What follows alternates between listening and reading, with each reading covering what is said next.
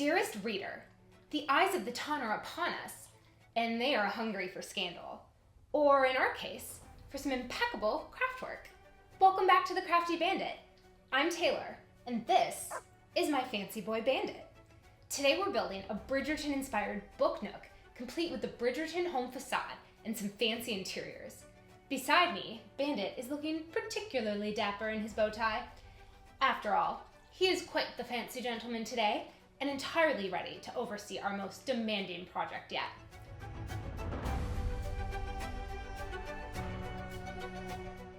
We're building both the Bridgerton house facade and some of the interiors too, as well as sculpting one of the most beloved characters of the show, Penelope.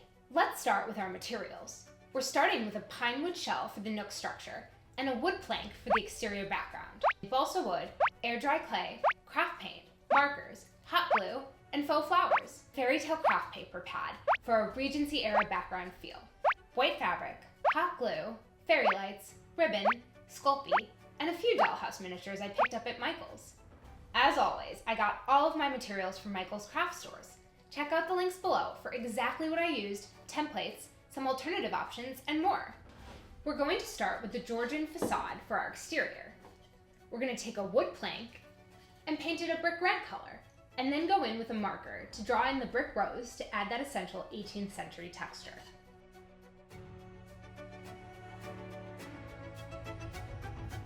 Make sure you stagger your lines so it looks very organic.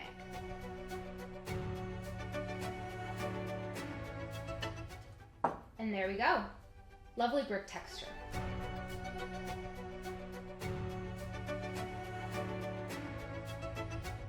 Next, we're going to cut out rectangles and arches of balsa wood for the window panes, arches, and doors. We're then going to take those rectangles and arches and cut out shapes in the middle so we can put window panes.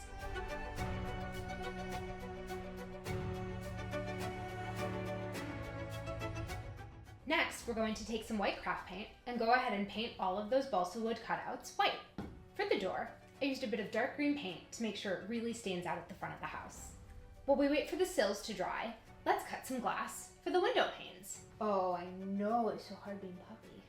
I'm using this flexible plastic sheet, which is really just shrinky-dink paper, but you can use any plastic that you have on hand. And now we've got some window panes that we can glue to our sills. We'll follow this up and use a paint marker to draw some of the finer window lines to really give it that window feel.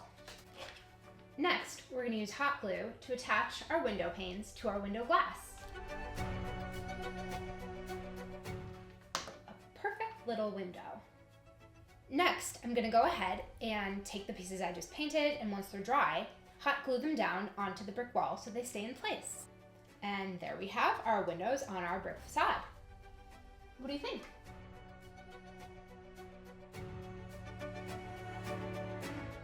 Next, we're using air dry clay to hand sculpt the delicate moldings. This process is very detailed, but ensures that we get the character and customization we need. I'm using a needle tool to draw in some extra lines to the clay to add dimension.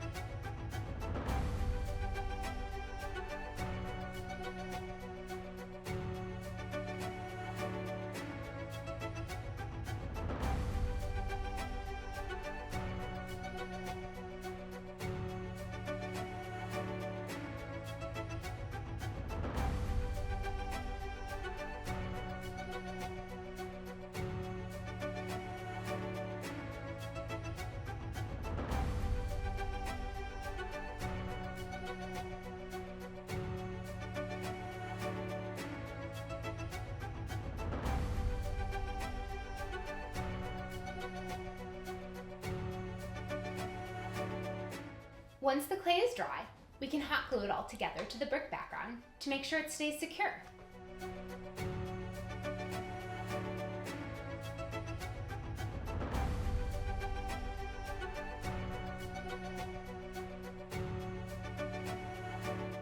Once all of the features are secured to the background, I'm going in with a brown wash, which is just one drop of brown paint and a little bit of water to make the moldings look a little less sterile and to make sure they pop off the background. This also highlights the details and gives it an antique look.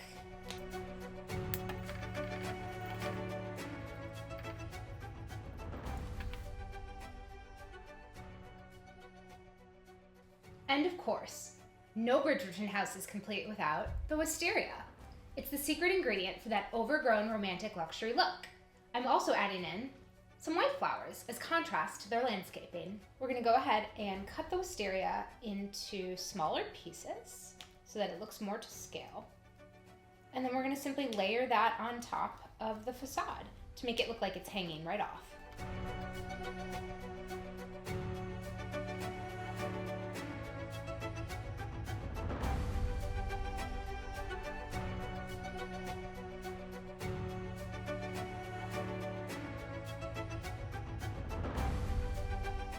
Inside, we're creating a space for Penelope. I'm using the Fairy Tale Recollections paper from Michaels. Very on brand. The way that I'm installing the wallpaper is I'm taking slightly longer sheets of paper and then I'm pressing them into the nook to then form some creases on the side. And then I'm gonna go back in with my hot glue and make sure that it adheres. I'm gonna do the same with the other sheet, and then I'm going to trim the excess paper on the side. If you're looking for the dimensions for this paper, check out my website for all the templates. And there we go. Right where the paper transitions to the other paper, we're going to create a second floor. So I'm going to take my piece of balsa wood and add some hot glue. And then add that right at that point. For the tea parlor, I made a crystal chandelier using tiny hot glue drops, the table out of balsa wood and white fabric, and the treats out of polymer clay. The teacups, plates, and dessert stand are all from Michaels Make Market and were too cute to pass up. We're going to create a little table out of just a plank of balsa wood and a little bit of white fabric. Once we have the balsa wood covered, we're going to go ahead and put that into the nook. This is the part of the nook where you can really get creative. Any miniatures that you find or that you already have on hand, you can add to the little tea scene. Bandit is checking the tea service. Does it meet your standard of the ton?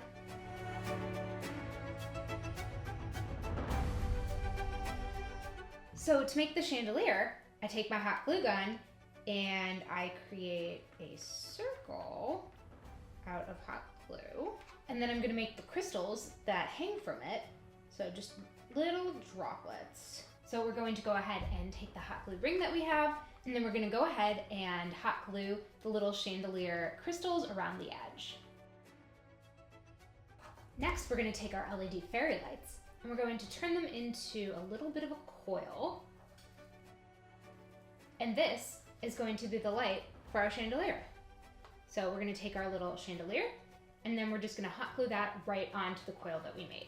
I've hidden the LED fairy lights around the perimeter of the nook and up across the ceiling so the whole house glows like a ballroom, and I'm covering them up with the sheer ribbon to serve as the curtains. We're gonna take our pieces of ribbon, fold them in half, and then go ahead and hot glue them over the lights.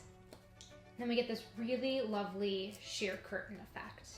In order to attach the facade to the nook itself, I'm using my own sort of hinges out of ribbon. I simply hot glue 3 pieces of ribbon to the wood plank facade and then attach them to the nook side. I'm using another piece of fairy tale craft paper to cover up the back of the facade. This piece in particular is super fitting since it has writing on it, just like Lady Whistledown's paper. I've gone the extra mile with this book nook and sculpted Penelope. She's such a great character and really symbolizes so much of Bridgerton. Check out my website for the full video of my sculpture process. If you decide to sculpt Penelope, she fits just perfectly right into the first floor. So cute. The verdict is in. The Crafty Bandit has produced the incomparable of the season, and the Bandit-approved Bridgerton-inspired book nook is officially complete.